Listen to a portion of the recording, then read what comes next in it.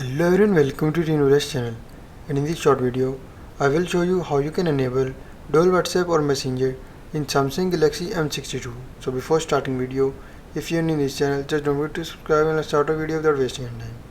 So to enable dual Messenger or WhatsApp, first of all you just need to go to settings and then follow every step as I am showing you in this video.